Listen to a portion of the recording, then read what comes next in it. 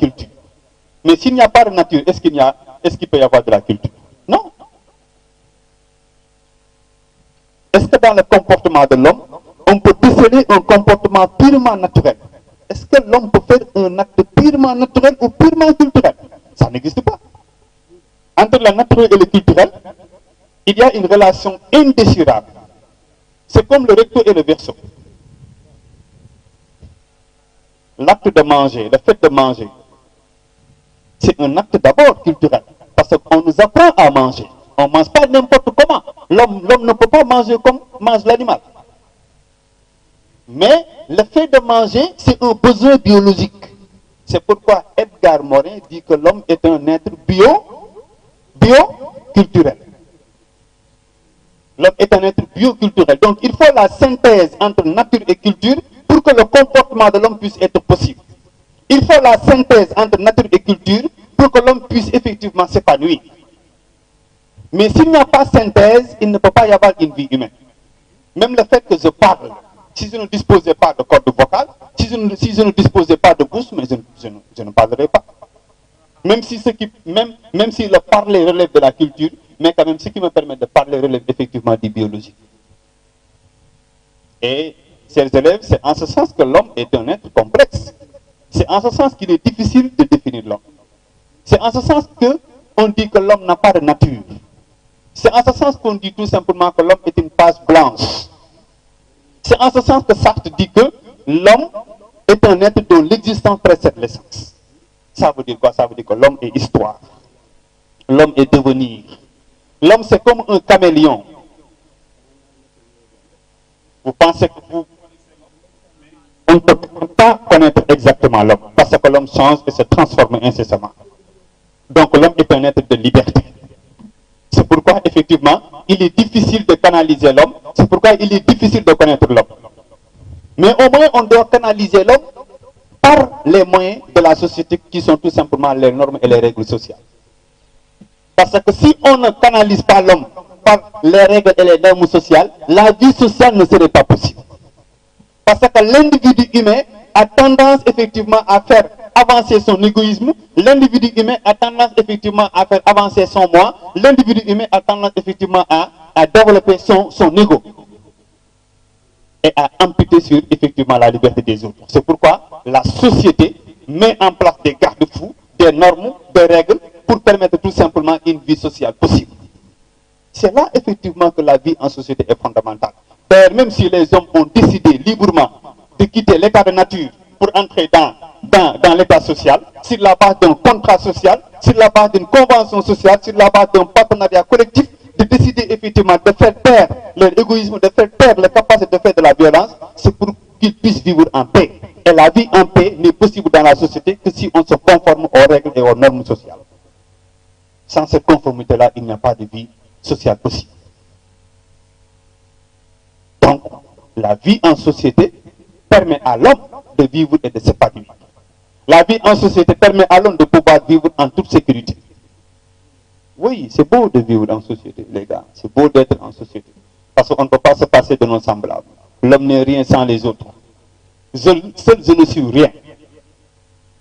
S'il y a des élèves curieux qui ont lu l'ouvrage de Robinson Crusoe de Michel Tournier, vous allez voir qu'il y a un homme qui est perdu en plein mer, dans une sorte d'île, et qui a commencé même à se déshumaniser parce qu'il n'y avait personne autour de lui. L'expérience de la solitude, cette expérience de la solitude montre tout simplement que si l'homme ose vivre seul, il risque de devenir un animal.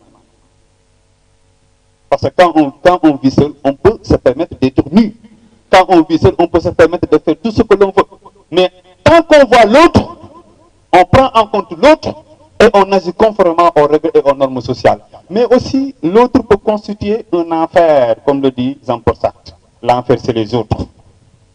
Et c'est les autres là, c'est la société. Nous avons beau chanter la société, chers élèves. Nous avons beau dire que l'individu ne peut pas se passer de la société. Nous avons beau dire que l'individu doit vivre en société. Mais la société parfois est contraignante. La société parfois étouffe l'individu.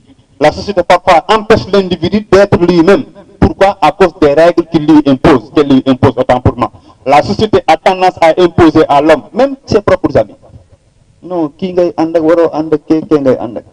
dois avoir tel ou tel mari. tu ne dois pas échouer.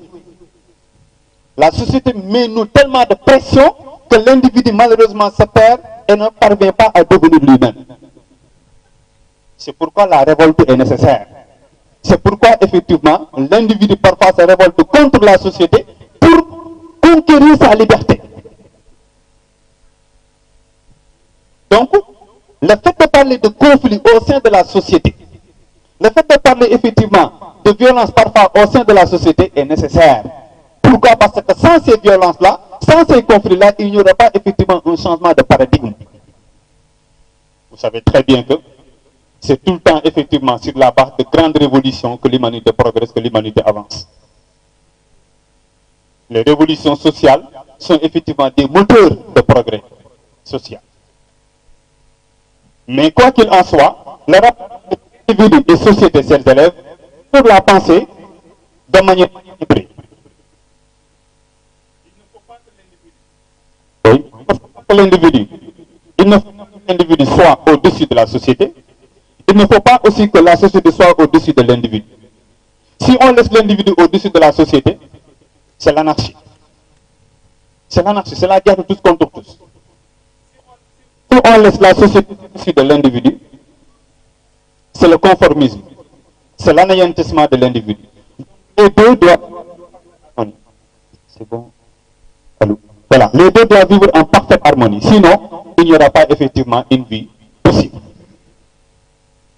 Mais cette vie, effectivement, aussi, doit être possible grâce aussi à la tolérance que les hommes doivent avoir par rapport aux autres. Quand je parle de tolérance, je fais allusion à l'idée d'accepter l'autre, d'accepter sa culture, d'accepter sa civilisation, d'accepter son ennemi, d'accepter sa religion. Il y a une diversité de cultures, il y a une diversité de religions, il y a une diversité de civilisations. C'est pourquoi il faudra faire extrêmement attention avec l'ethnocentrisme. Parce que l'ethnocentrisme, c'est le fait tout simplement de mettre sa culture au-dessus des autres. L'ethnocentrisme, c'est le fait de mettre sa religion au-dessus des autres. L'ethnocentrisme, c'est le fait de mettre son ennemi au-dessus des autres. L'ethnocentrisme, c'est le fait de penser que tu es le centre du monde et que les autres doivent suivre ou bien doivent se comporter conformément à tes règles, conformément à tes valeurs sociales ou culturelles. Et ce qui amène tension, ce qui amène violence, ce qui amène guerre. Je parlais ce matin de la guerre mondiale. Hitler voulait effacer les Juifs à cause de son sentiment raciste. Rwanda, génocide. 2 ethnies. Par rapport à quoi? Parce que cette ethnie est supérieure. Alors, en matière d'ethnie, en matière de culture, il n'y a ni supériorité, il n'y a ni d'infériorité. Et même actuellement, j'en parlais tout à l'heure, Palestine et Israël. C'est aussi un contexte. Donc, il faudra, pour que l'humanité puisse vivre en paix, il faut effectivement faire la promotion de la diversité culturelle. Faire la promotion de la diversité culturelle, c'est aller effectivement dans le sens de Senghor, le rendez-vous du donner et du recevoir. Toutes les cultures se valent et les cultures doivent se compléter. N'oubliez jamais cela. La diversité culturelle doit être effectivement entendue partout et toujours. Parce que si on ne fait pas la promotion de la diversité culturelle, on perd effectivement notre humanité. Si on ne fait pas la promotion de la diversité culturelle, on se perd dans des logiques d'ethnicistes ou bien dans des logiques identitaires ou bien dans des logiques réfractaires au changement. Donc la diversité culturelle mène un combat contre l'ethnocentrisme, tout comme l'ethnocentrisme mène également un combat contre la paix du monde. Pour vouloir mettre au-dessus de tout le monde une culture qu'on peut appeler la culture occidentale ou bien que ça soit n'importe quelle, mais aucune culture ne doit être au-dessus d'une autre culture. Parce que toutes les cultures se valent et doivent entretenir une relation de complémentarité. Parce que sans cela, effectivement, il n'y aura pas une vie humaine possible. Sans cela, il n'y aura pas effectivement une conscience humaine possible. Et puisque je parle de conscience, je fais directement une transition vers la conscience et l'inconscient. Quand on parle de la conscience, chers élèves, c'est pour faire allusion simplement à l'idée que l'homme est un être responsable. C'est ça pour être simple. Parce que la conscience signifie tout simplement le fait de savoir tout ce qui se passe en moi et au-delà de moi. Le fait de définir l'homme comme un être de conscience, c'est tout simplement l'homme responsable de tout ce qu'il fait. C'est ça là. Donc, la conscience signifie que l'homme est responsable de l'ensemble de ses faits et l'ensemble de ses actes. C'est pourquoi, effectivement, la conscience, comme le dit Descartes, renvoie effectivement à la substance. Elle se suffit à elle-même. Donc, l'homme est conscient signifie que l'homme est liberté. L'homme est conscient signifie que l'homme est responsable de ses actes. C'est ça que cela signifie. Maintenant, la conscience s'oppose à l'inconscient. L'inconscient nous dit que l'homme n'est pas toujours responsable de ses actes. Pourquoi? Parce qu'il peut arriver à l'homme d'agir sans savoir qu'il est en train d'agir. Et même si l'homme sait qu'il est en train d'agir, est-ce qu'il sait tout ce qui le pousse à agir? L'homme peut agir sans savoir qu'il agit, parce qu'il y a en lui un autre lui qui agit en lui à son insu. Mais aussi l'homme également peut agir sous l'influence de la société ou sous l'influence d'autres causes. C'est pourquoi le problème de la liberté est très complexe. Parce que pour pouvoir dire que l'homme est libre, il faut qu'il soit lui-même. L'homme ne peut pas prétendre être libre s'il ne peut pas répondre de ses actes. L'homme libre, c'est celui qui peut répondre de ses actes. Donc pour être libre, il faut être une conscience pleine, il faut être une conscience infaillible. Or, il se trouve que l'homme parfois agit sans savoir qu'il agit. Il se trouve que l'homme parfois il vit en société et la société influence sur ses choix, influence sur ses décisions. D'ailleurs même, Spinoza même disait même que l'homme n'est pas un empire dans un empire. Ça veut dire que l'homme n'est pas un être qui vit librement dans un monde. C'est le monde qui est libre, c'est le monde qui agit sur l'homme, mais l'homme n'agit pas sur le monde. Mais quel que soit le problème posé, il y a toujours le libre arbitre qui fait que l'homme doit agir volontairement, qui fait que l'homme doit choisir volontairement. Et ce libre arbitre-là qui fait effectivement de l'homme un sujet est défendu par Jean-Paul Sartre qui considère que l'homme est liberté. Jean-Paul Sartre dit que l'inconscient n'existe pas, ce n'est qu'effectivement un mensonge théorique. Le déterminisme n'existe pas, ce n'est que des mensonges théoriques. Ce qui existe, c'est que l'homme est libre et l'homme est liberté. Même si vous êtes en prison, tu es libre. Parce que le fatalisme n'existe pas, le destin n'existe pas. L'homme est liberté. Retenez-moi ça. L'homme est liberté, donc l'homme est toujours responsable. Voilà ce que Sartre dit. Donc la liberté est une chose absolue, parce que si on remet en question la liberté, on remet même en question l'homme. Parce que l'homme égale liberté et la liberté égale l'homme. C'est pourquoi l'homme doit toujours aller à la conquête de sa liberté. C'est pourquoi l'homme doit vivre librement. Mais on ne peut pas parler de liberté sans aussi effectivement mettre l'État au cœur de la question de la liberté. Parce que qui parle de liberté dans la société parle aussi effectivement de l'État, qui est tout simplement ce pouvoir politique institutionnalisé dont la fonction principale c'est de garantir la sécurité et la liberté des hommes. Donc l'État joue un rôle de nous donner plus de liberté, joue un rôle de nous donner plus d'assurance.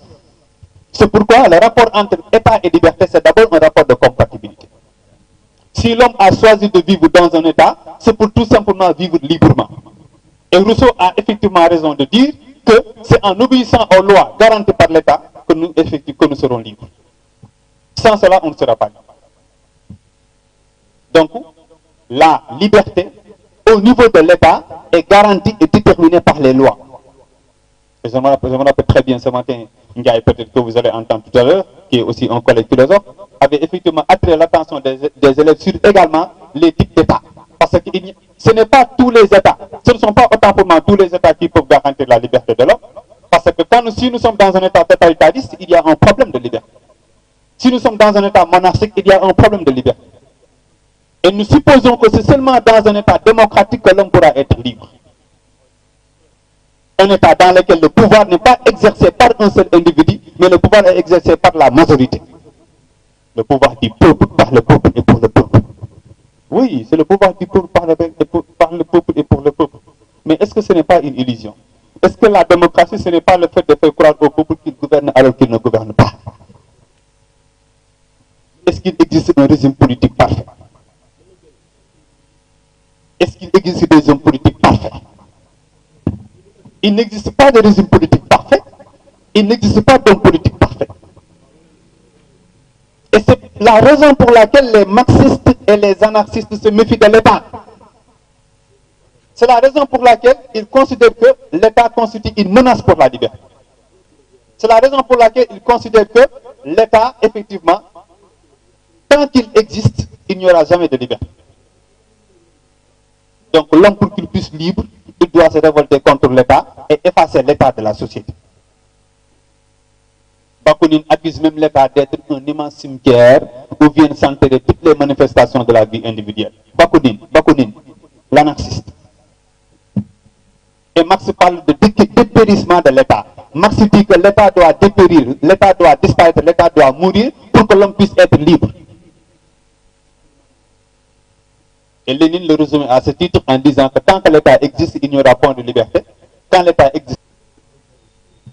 Donc, dans ce contexte, chers élèves, l'État constitue une menace pour la liberté. Dans ce contexte, l'État constitue effectivement une sorte d'entrave à la liberté de l'homme. C'est pourquoi l'homme doit se révolter, l'homme doit vivre indépendamment de l'État.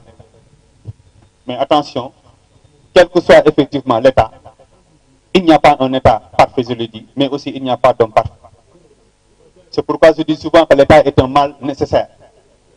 Et que la meilleure façon de s'opposer à l'État et de lui mettre la pression, c'est tout simplement d'être parfois en désaccord avec ses décisions, parfois en désaccord avec l'opposition. Faites très attention par rapport à l'État. Un État dans lequel les individus n'ont pas la liberté de penser, n'ont pas la liberté de dire non, c'est un État effectivement qui est source d'aliénation. C'est un État qui prive ses citoyens de liberté. Donc certes, l'État est un mal, mais c'est un mal nécessaire. Certes, la démocratie est considérée comme étant le meilleur régime politique, mais c'est un régime politique également qui a aussi ses faiblesses. Donc, il n'y a pas effectivement une démocratie parfaite. D'ailleurs, même Rousseau qui a le plus théorisé la démocratie, dit qu'un peuple démocratique ne convient qu'à un peuple de Dieu. Parce que seul un peuple de Dieu peut être juste, mais un peuple d'homme ne peut pas être juste pour se gouverner démocratiquement. Donc la démocratie, c'est un idéal. On devient de plus en plus démocratique, mais on ne deviendra jamais intégralement démocratique. Parce que la démocratie n'est jamais rationnelle. Les hommes nos hommes d'État, ou bien l'État, parfois prend parti. L'État parfois a un réel problème pour jouer un rôle de neutralité. L'État parfois a un réel problème pour jouer un rôle d'impartialité. Or, si l'État ne peut pas être impartial, si l'État ne peut pas être neutre, alors l'État constitue une menace. Il faut toujours rappeler à l'État ses principes de neutralité, ses principes d'impartialité. Et je glisse rapidement sur le principe d'impartialité et de neutralité parce qu'on ne peut pas parler de science sans parler de neutralité, sans parler d'impartialité, parce que la connaissance scientifique, c'est une connaissance objective, parce que le scientifique, c'est celui qui dit les choses telles qu'elles sont et non telles qu'il voudrait qu'elles soient.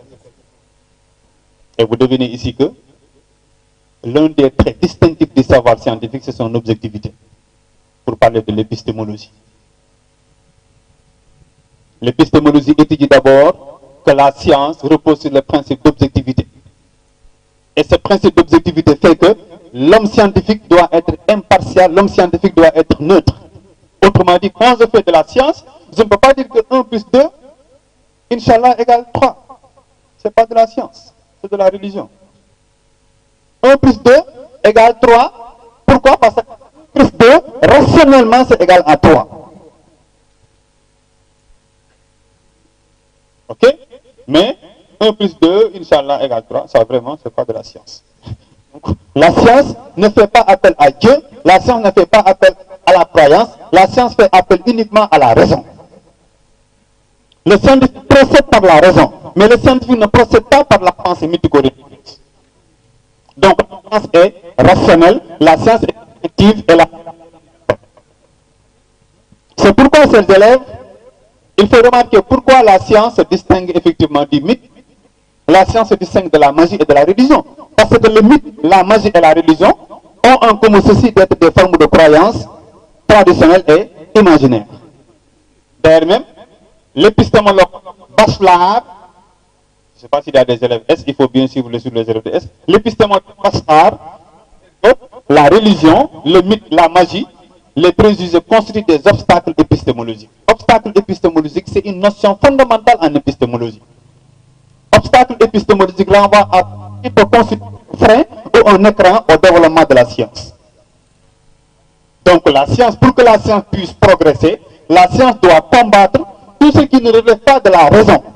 C'est pourquoi la science mène un combat contre le mythe, la science mène un combat contre la religion, la science mène un combat contre la magie, mène également un combat contre l'opinion commune.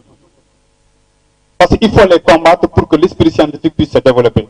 Je me rappelle souvent du texte de Francis Bacon. Francis Bacon, ce grand scientifique, disait à l'époque qu'il faut brûler tous les sorciers, parce que les sorciers empêchent la science de se développer. De se développer. Donc la science est objective, la science c'est la neutralité. Mais aussi ces élèves, il y a des catégories de sciences. Parfois quand on parle de science, il y a beaucoup d'élèves qui pensent que science est une mathématique. Les mathématiques appartiennent à une famille de sciences qu'on appelle les sciences logico-formelles. La science physique appartient à une autre famille de sciences qu'on appelle les sciences naturelles. Les sciences logico-formelles se caractérisent par quoi? Ce sont des sciences qui portent sur des réalités abstraites. Je ne sais pas s'il y a un élève, je ne sais pas ceux qui sont derrière ou devant, s'il y a quelqu'un qui a une fois rencontré un en train de se promener, qui a une fois vu un, ou deux, ou X. On les a jamais vus. Oui? Il n'existe pas. Hein? Il n'existe pas. Ok? Qui a une fois vu une droite? Une droite. Je taquinais les élèves ce matin en leur disant, quand un prof de maths, je ne sais pas s'il y a un prof de maths parmi vous, vous demande d'aller tracer au tableau une droite, vous lui dites, monsieur, on ne trace pas une droite, on représente une droite. On représente une droite. C'est pour dire quoi? C'est pour dire que les objets sur lesquels portent les mathématiques sont des objets abstraits. Ce sont des objets abstraits. C'est pourquoi on ne peut pas parler de vérité concrète en mathématiques. Ce sont des vérités formelles. Ce sont des vérités formelles. Les mathématiques n'ont rien à voir avec les choses que nous voyons tous les jours. C'est une affaire purement abstraite. C'est pourquoi Platon disait que nul n'entre ici s'il n'est géomètre. Parce que Platon fait de la philosophie, fait de l'abstraction. Et il sait que les mathématiques nous préparent à l'abstraction. Donc quelqu'un qui ne peut pas s'abstraire, qui ne peut pas faire de l'abstraction, voyager dans le monde des idées, dans le monde intelligible, ne peut pas être effectivement un mathématicien. Parce que c'est pourquoi les mathématiciens sont des idéalistes. Ils sont des grands idéalistes. Donc, on ne trace pas une droite, mais on représente une droite. Maintenant, où est le modèle? Le modèle existe dans notre esprit. Ce que nous représentons, ce n'est pas une droite. Je ne sais pas ce que l'on trace là, je ne sais pas c'est quoi. Mais en tout cas, on a tracé pour dire que c'est ça qui représente une droite. Mais une droite ne peut pas être représentée parce qu'une droite, c'est un ensemble de points. Or, un point, c'est ce qui n'a pas de grandeur. C'est ça, ce qu'on ne peut pas figurer. Donc, c'est par convention qu'on a juste quand même mis je ne sais pas, un petit trait avec chapeau, et je ne sais pas, en bas pour dire que ça c'est 1, et puis 2, etc. C'est des conventions, mais ce ne sont pas des réalités qui existent, mais ce sont des réalités qui sont abstraites. Donc c'est ça les sciences logico-mathématiques, dont la vérité est formelle à retenir. Il y a les sciences expérimentales. C'est les sciences qui portent sur les phénomènes naturels et physiques. On peut donner l'exemple de l'astronomie, l'exemple de la biologie, l'exemple de la chimie, médecine, etc. Dans ces sciences, on a affaire à des réalités physiques. Et ces sciences se sont développées. Je ne sais pas si vous remarquez, surtout les élèves de S. Si les sciences expérimentales se sont développées, c'est grâce à la méthode expérimentale. Une méthode qui se décline en 3 étapes. L'observation, l'hypothèse et la vérification. Là-bas, il n'y a pas, dans les sciences mathématiques, il n'y a pas d'observation, il n'y a pas d'observation. Ce sont des sciences abstraites. Là-bas, c'est la science de la démonstration. On fait des démonstrations sur la base d'action ou bien sur la base de postulats. Alors qu'en physique, c'est une observation, c'est des hypothèses. C'est aussi ce qu'on appelle de la vérification. Le scientifique perçoit un phénomène et fait une hypothèse au phénomène et va effectivement à la vérification. Il voit que l'eau bout à 100 degrés, il théorise et il va vérifier. Si à 100 degrés, l'eau va se mettre à bouillir. Si à 100 degrés, l'eau va se mettre à bouillir, le scientifique dégage une loi scientifique, et une loi scientifique, c'est un rapport constant entre deux phénomènes. Rapport constant entre deux phénomènes. Moi, à 100 degrés, automatiquement, l'eau va se mettre à bouillir. À chaque fois qu'on atteint 100 degrés, l'eau se met effectivement à bouillir. C'est ça qu'on appelle une loi scientifique, une vérité scientifique qui est un rapport constant entre deux phénomènes. Mais attention, ce rapport constant entre deux phénomènes n'existe pas de manière absolue. C'est pourquoi je m'en vais rapidement sur la vérité scientifique. Il n'y a pas de vérité absolue en science. Cessez de décrire dans vos copies que la science dit des vérités absolues, c'est faux. Il n'y a pas de vérité absolue en science. Parce que pour que la science puisse produire des vérités absolues, mais il faut que l'homme soit absolu. Pour que la science puisse produire des vérités parfaites, il faut que l'homme soit parfait.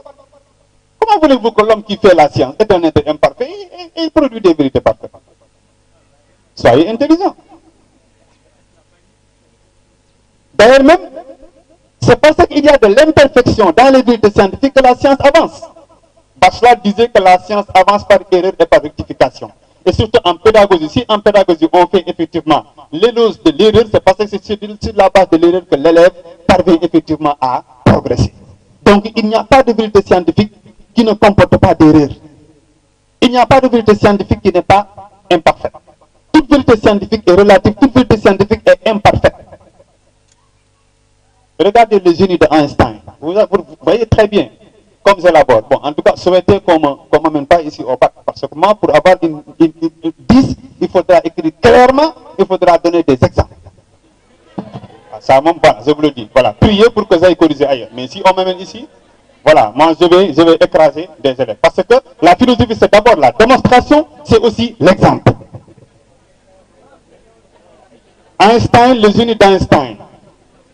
Pour illustrer que la science ne repose pas sur des vérités absolues, pour montrer combien les scientifiques font souvent preuve d'erreur, Einstein, un grand scientifique, a dit effectivement renoncer à la théorie relative à la mécanique quantique parce que simplement, il dit que Dieu ne joue pas au dé. Vous savez que Einstein est un déterministe. Pour ceux qui ne comprennent pas, un déterministe dans la science, c'est celui qui considère que chaque phénomène est causé par un autre phénomène. Alors qu'il y a les indéterministes. C'est ce qu'on appelle les théoriciens de la mathématique. Parce que les déterministes considèrent qu'on peut connaître en même temps un électron et sa position. Alors que les indéterministes considèrent qu'on ne peut pas en même temps connaître un électron et sa position. Soit on connaît sa position, mais la vitesse, on va tout simplement, c'est sur la base de probabilité. C'est pourquoi Heisenberg a tout fait pour convaincre Einstein, mais Einstein dit que Dieu ne joue pas au dé. Einstein dit que le hasard n'existe pas, alors que le hasard existe bien dans le domaine de la science. Et pourtant, l'exemple le plus pertinent, c'est pendant la Covid. On ne sait pas si c'est 2 doses, on ne sait pas si c'est 4 doses, 10 doses, 5 doses, 8e dose, je ne sais pas, finalement. Ça veut dire que rien n'est vrai. Ça veut dire que le pharmacien, il y en a quelqu'un parmi nous, hein? Est-ce qu'il y a quelqu'un? Je pense qu'il n'est pas là. Donc je laisse tomber. Voilà. Donc, mais quand même, on ne fait que prescrire, mais ça ne signifie pas que ça va nous guérir, ça va nous soigner. Le scientifique ne fait que tenter. Ça peut marcher, ça peut aussi ne pas marcher. Donc rien n'est vrai, rien n'est absolu en science, mais retenez que le fait de dire que rien n'est vrai, rien n'est absolu en science, cela ne fait pas effectivement, cela ne fait pas défaut. C'est ça qui fait la vertu de la science. C'est ça qui fait progresser la science. Et pour terminer, il y a aussi une autre catégorie de sciences qu'on appelle les sciences sociales. C'est la sociologie, la psychologie, l'anthropologie. D'ailleurs, on ne les considère pas comme étant des sciences. Pourquoi? Parce que dans ces sciences,